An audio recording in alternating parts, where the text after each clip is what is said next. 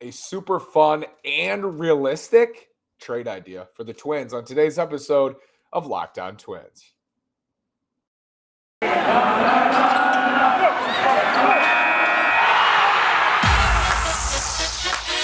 You are Locked On Twins, your daily Minnesota Twins podcast, part of the Locked On Podcast Network, your team every day.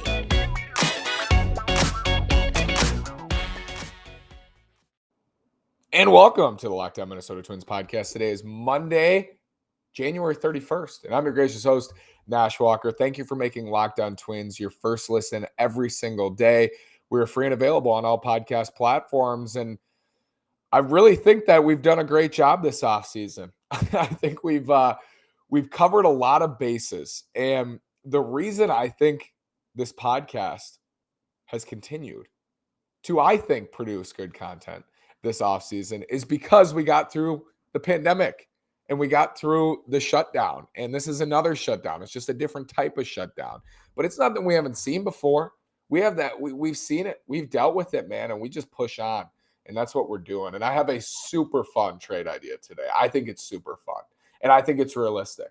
And Seth Stows, my friend at Twins Daily and editor, just tweeted, and he said after he read it, he doesn't understand why the Twins wouldn't try to go get this player as soon as the lockout ends.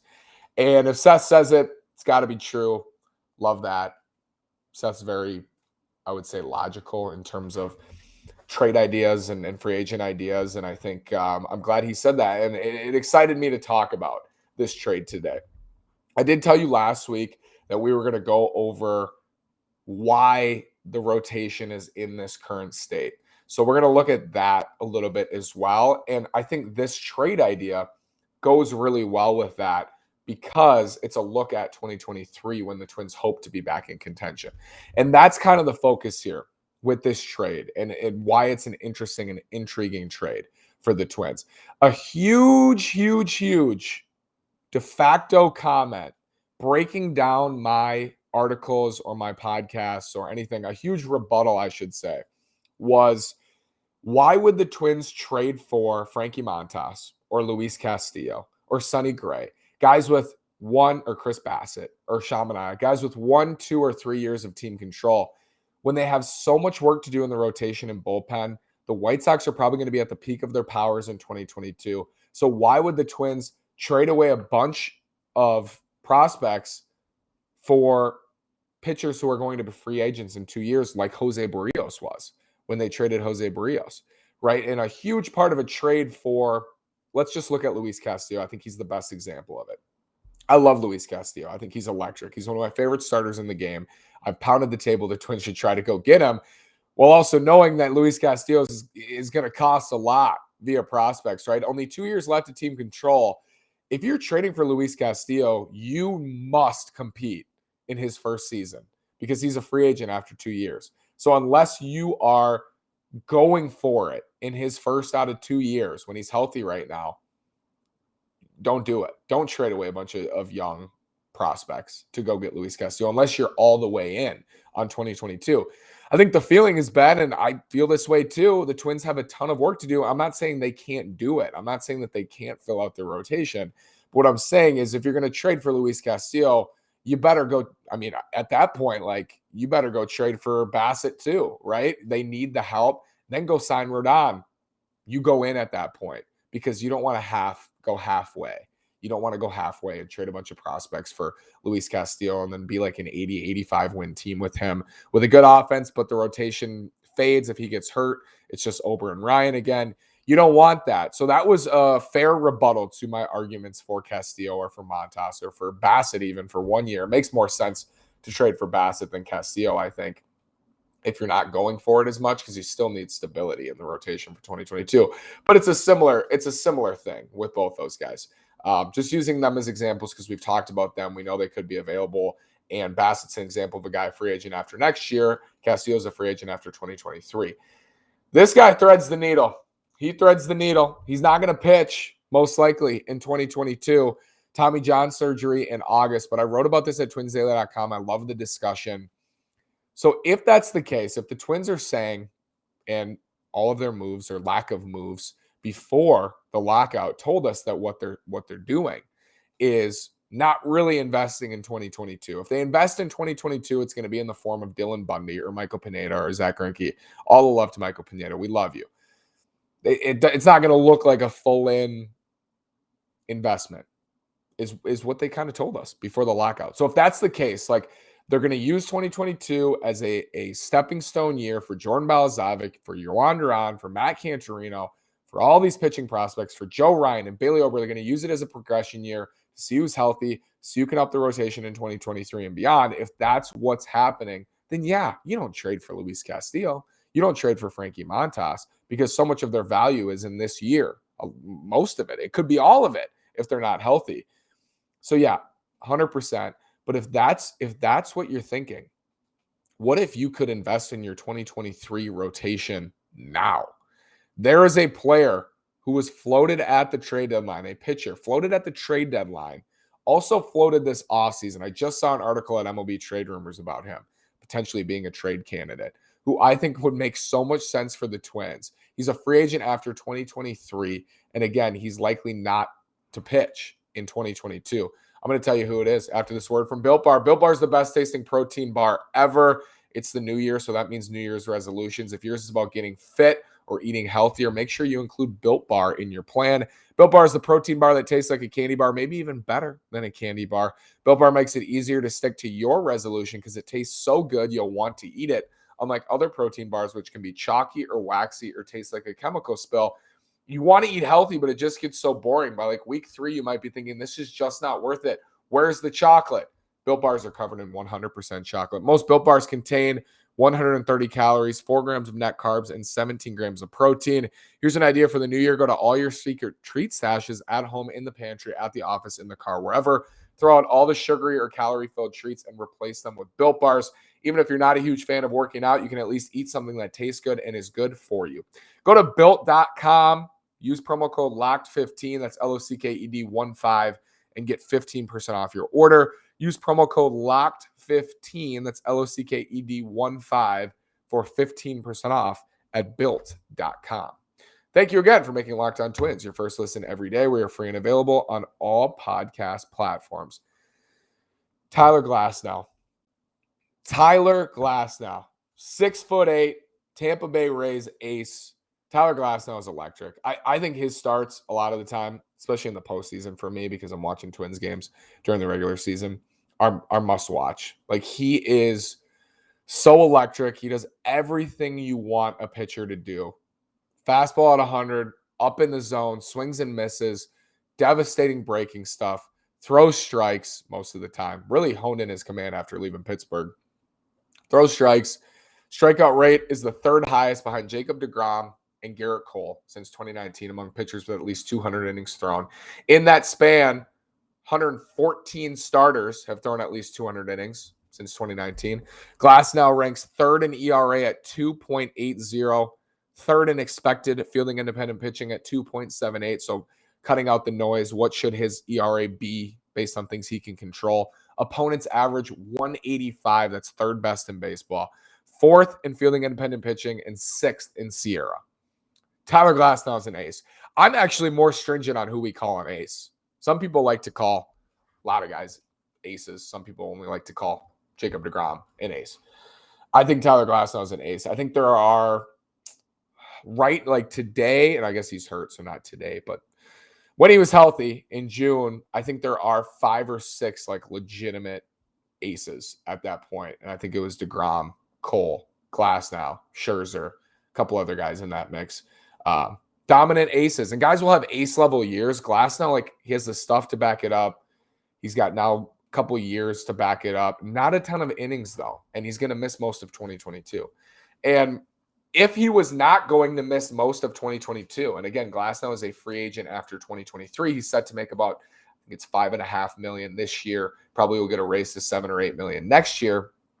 If he was not going to miss all of 2022, if he did not have only 200 innings on his arm since 2019, and only, I think it is 200 and something since 2018, it was the last time he threw 100 innings, we wouldn't be talking about Tyler Glasnow. as a trade candidate for the Twins or trade target because there's no way they're trading him. The Rays could trade him, but we'd be talking about Tyler Glasnow in a Luis Castillo way more. We'd be talking about more in a trade for Tyler Glasnow. And even then, the Rays will trade away guys when they get expensive, but this wouldn't be like just a salary dump to get rid of Glasnow. This would be, we don't know what to expect from him.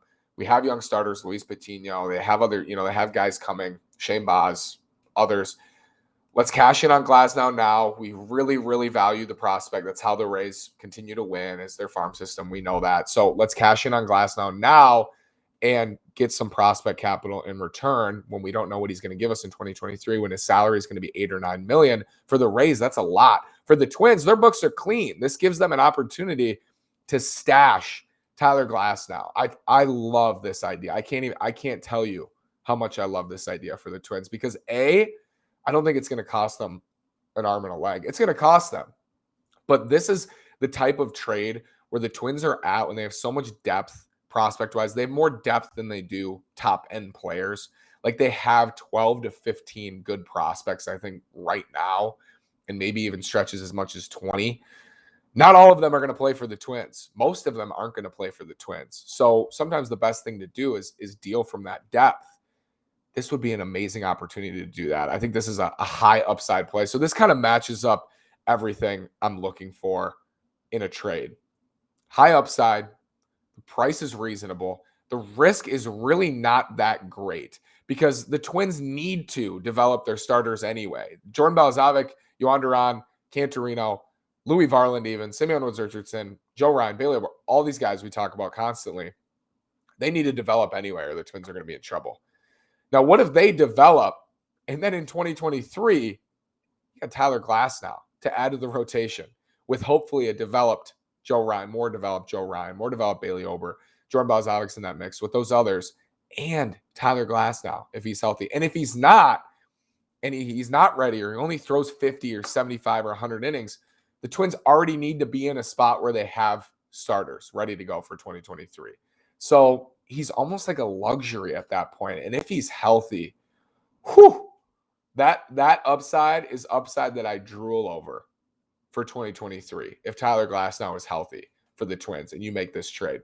We're going to talk more about why I think this makes a ton of sense. After this word from Bet Online, there might be less football being played, but betonline.net has way more odds and info for this playoff season. From scores, totals, player performance props to where the next fired coach is going to land, Bet Online is the #1 spot for all things NFL betting in 2022.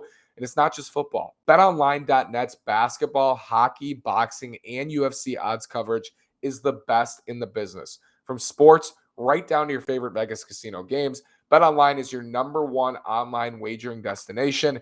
BetOnline is the fastest and easiest way to wager on all your favorite sports and to play your favorite games. BetOnline is where the game starts. So Tyler Glasnow, why I think this deal makes a ton of sense for the Twins. They have depth to deal from. They're not sure about 2022. This would be an investment in the 2023 team.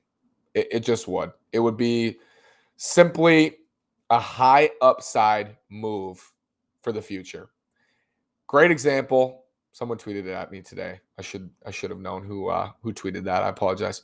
Is Michael Pineda, and I put it in the article as well. Twins signed Michael Pineda to a 2-year deal. He rehabbed in year 1, and the 2-year deal was super reasonable because he was going to miss the first year. So a 2-year deal, rehab for year 1, and then in year 2 in 2019, for a lot of the year was the Twins' best starter before he got suspended, and then ends up signing another deal with the Twins for 2 years. So it worked out great, and that's another part of this. Ken Rosenthal and Dennis Lin were reporting at the deadline. So this is not out of thin air. Tyler Glasnow's name was floated at the deadline. He was not almost, but I don't know how far it was. Could have been going to the Cubs at the deadline was the rumor, or the Giants in that mix. It's not out of thin air. They mentioned the idea that a team trading for Tyler Glasnow would then have the inside track on an extension. And I think it makes more sense for Glasnow than it does maybe for Montas or Castillo because his history of injuries is so riddled that I think he would potentially take a much lesser deal than Castillo or Montas, and you're getting that high reward. So again, you're saying, why would you invest in a pitcher with all these injuries? I hear you. Yeah, I hear you. But here's the thing. the Twins are going to need to develop their young starters anyway. So those young starters are going to be cheap in their first 3 years. And this is the type of deal, the type of trade, or the type of contract you add makes a ton of sense. When your books are clean, when you're expected to have a young wave of starters coming, Josh Donaldson's money will be off the books after 2024 or after 2023. And then he has that club option for the 5th year. So your books are going to get even cleaner at that point. This is the type of deal I think a team like the Twins should be doing. Like, this is just, if the Rays are willing to move Tyler Glasnow, and I think they would be, and it's been reported that they would be willing to move Tyler Glasnow, I think it makes a lot of sense for them, actually. And there's always the pushback of, like, why would the other team do it? I think there are a ton of reasons why the Rays would do this. And I mentioned them, yes, but it's salary, it's unknowns, it's how they operate, it is how the team operates. I think they'd be all over something like this. I don't know. I think they would. And I did want to talk a little bit today about why the Twins are in the position they are in the rotation when they're trying to rely on all these young starters, and they have to rely on all these young starters. Is a couple things. Like, obviously they're 1-2. Jose Barrios they trade, and then Maeda undergoes Tommy John. I mean, there's right off the bat, you lose Pineda in free agency. It can break down very fast. And my point in this is that it can build up very quickly as well. Something like a trade for Tyler Glasnow would help it progress even more in that direction. Again, just imagine this scenario. This is the scenario I imagine. It's unlikely. It's a high reward move. It's a medium to low risk move to me. That's why I love it, because I don't think it's a high risk move, because I don't believe that the package going back would be as significant as some might think it would be, because we're talking about a guy who surpassed 100 innings, I think, one time. Like, he has really no innings on his arm. But if he gives you 130 to 150 and maybe a playoff series or two, that's excess value in ridiculous amounts, because he is incredibly dominant. Really love Tyler Glasnow. Just love watching him pitch. There are some guys I love to watch, and I think if you're the Twins, this deal just makes a lot of sense to me. I fell in love with this as I was typing and as I was thinking about it, and I was getting DMs and such about how much this was attractive to Twins fans. Like, I just really like it. I don't know if you can tell. Let me know what you think in the comments at YouTube. Tweet at me at NashWalker9. Tweet at the show at Locked On Twins. Again, I think the concerns about this deal, specifically this deal, and we'll talk about another one on Wednesday that I wrote about. Then we'll get back to the rotation. I mean, this is all rotation talk, but we'll get back to the plan I had set as well. The concerns that people have about this particular idea for Tyler Glasnow, I think, are overstated. I think the money aspect, he's going to make $8 million probably in his 4th year, his last year of arbitration. I think he's Super 2, so he's got 4 years. In 2023 will be his last year until free agency. He's going to make like $8 or $9 million. Again, the Twins' books are incredibly clean. The cost in terms of prospects, you're going to trade prospects. You're going to trade quality players, but it's not at the level you're thinking it is, because you're thinking of how good Tyler Glasnow is. But what a lot of people have to understand, and myself included, because I also think like, ooh, this would be a big package, is there's no innings here, and he's coming off Tommy John surgery. And then you say, well, why would the Twins want him in that case? Well, because of the first 2 reasons. His contract is reasonable. He's not going to cost a whole lot. And if that's the case, I want to take a risk on him that he might be healthy in 2023. Because if he is, and the other young starters develop and progress, and the Twins sign somebody or try to sign somebody, they got to do it before we say they're going to sign somebody, or swing another trade, a higher level trade in terms of what they're giving up, because they didn't give up as much for Glasnow. Now we're cooking with peanut oil. Then Jose Moran is up. Jorge Polanco's up. Josh Donaldson. I'm just thinking of the possibilities. Thank you so much for listening today. Have a great day. Go Twins. Let me know what you think. We'll be back on Wednesday to talk about another trade idea that's posting at Twins Daily on Wednesday. Might be tomorrow. Excited to talk about it. We'll break that one down. I think you're going to like that one too. And then we'll talk about ETAs as well for the young starters. Thank you so much. Have a great day. Go Twins.